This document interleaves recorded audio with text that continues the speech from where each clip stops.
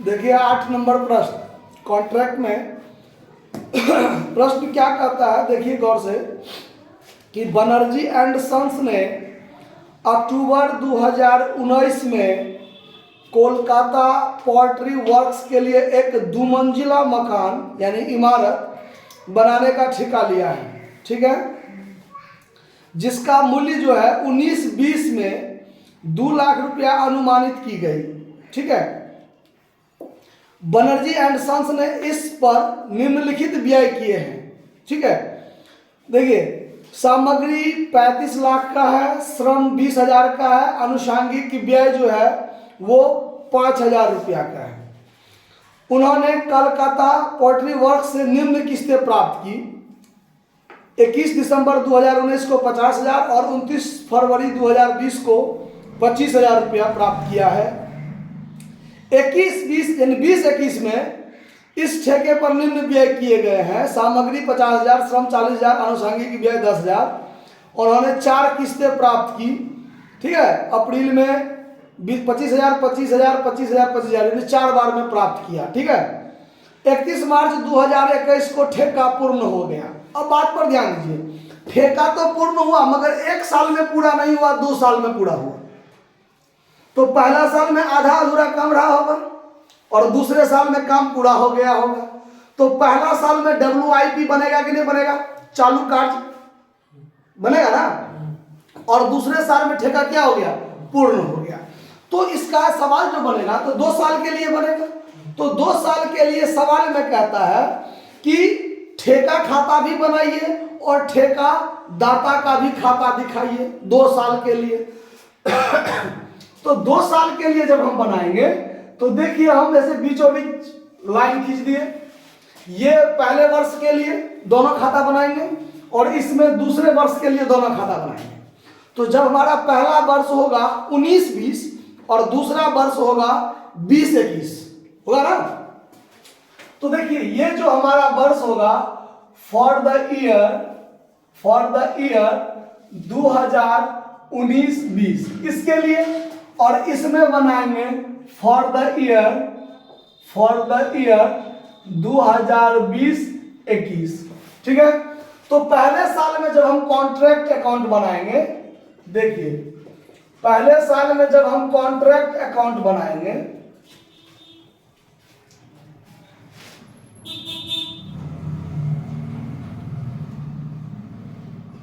Debit credit particular amount आप लोग खुद मेंटेन कर लीजिएगा।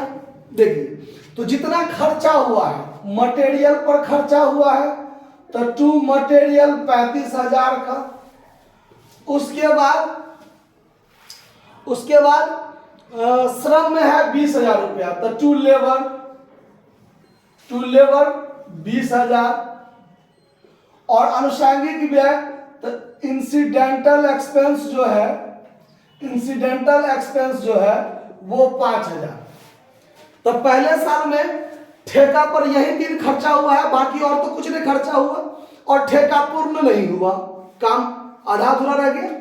तो यहां पर जब हम ठेका खाता को बंद करेंगे तो इधर हुआ 60,000 हुआ ना, 50 + 60 तो इधर भी 60,000, इधर कुछ नहीं तो बाय WIP अकाउंट 60,000 रुपया रह गया। क्योंकि कार्य पूरा हुआ नहीं, आधा अधूरा काम है, लॉस तो अभी होगा नहीं, है ना। तो अंतर की जो राशि होगा वो आधा अधूरा काम है, चालू कार्य प्रगति पर है, तो 60,000 रुपया WIP रह जाएगा। आया बात समझ में, कोई दिक्कत। और यही कॉन्ट्रैक्ट अकाउंट जब हम दूसरे साल के लिए बनाएंगे तब क्या होगा, देखिए यही कॉन्ट्रैक्ट अकाउंट अगले साल के लिए, तो अगले साल के लिए जब हम कॉन्ट्रैक्ट अकाउंट बनाएंगे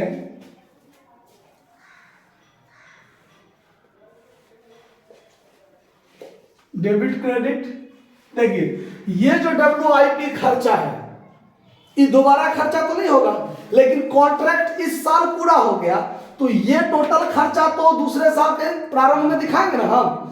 तो ये क्रेडिट साइड में था पिछले साल के लिए, यहां पर हम CD कर लेते हैं, फिर यही WIP यहाँ आ जाएगा टू WIP अकाउंट कॉस्ट में BD लिख लीजिए, कितना रुपया 60,000 रुपया। ठेका पर तो इतना खर्चा है, अभी तक तो हो गया है। दूसरे साल में फिर कॉन्ट्रैक्ट पर खर्चा हुआ, दूसरे साल में कॉन्ट्रैक्ट पर फिर खर्चा हुआ, वो कितना है वो देखिए। तो 20-21 में जो खर्चा हुआ, मटेरियल पर 50,000 है ना, मटेरियल पर कितना 50,000। फिर लेबर पर भी हुआ होगा, लेबर पर कितना खर्चा है 25,000। और फिर अगले साल लेबर पर 40,000 है, लेबर पर कितना है देखकर सही सही बताइए, ठीक है। और टू इंसिडेंटल एक्सपेंस जो है, इंसिडेंटल एक्सपेंस जो है वो 10,000 खर्चा हुआ, 10,000। यानी अब हमारा ठेका कंप्लीट। 60,000 पिछले साल खर्चा हुआ, 50, 40, 10 इस साल खर्चा हुआ, तो खर्चा हो गया। और इस साल क्या हुआ, तो हमारा ठेका पूर्ण हो गया और अंत में कुछ बचा खुचा भी नहीं है, और ठेका का मूल्य 2 लाख है। तो कॉन्ट्रैक्टी से हमको 2 लाख रुपया तो मिलेगा ना, अभी नहीं मिला है लेकिन आज में कल तो मिलेगा, तत्काल नहीं मिला मान के चलते हैं। मिल गया तो अच्छी बात, नहीं मिला तो भी कोई बात नहीं, ठेकादाता पर मेरा पैसा बाकी है, लेकिन 2 लाख हमको मिलेगा तो सही, तो मिलेगा। तो बाय कॉन्ट्रैक्टिव अकाउंट लिखेंगे, बाय कॉन्ट्रैक्टिव अकाउंट हमको 2 लाख क्या होगा मिल जाएगा। ठेका कंप्लीट, ये क्रेडिट में 2 लाख, यहां पर 2 लाख और 60 और 1 लाख, 1,60,000 खर्चा, तो बचा हमको कितना 40,000 बच गया, जो हमारा PL अकाउंट क्या हो जाएगा प्रॉफिट हो जाएगा। यानी ठेका पर हमको 40,000 प्रॉफिट हुआ, पहला साल में प्रॉफिट का कोई चर्चा नहीं, दूसरे साल में कंप्लीट हो गया, 40,000 हमको फायदा हुआ। सवाल में कहता है दोनों साल के लिए कॉन्ट्रैक्ट अकाउंट भी बना दिए हमने, और दोनों साल के लिए ठेकादाता का भी खाता दिखाइए। तो पहले साल के लिए कॉन्ट्रैक्ट अकाउंट देखिए,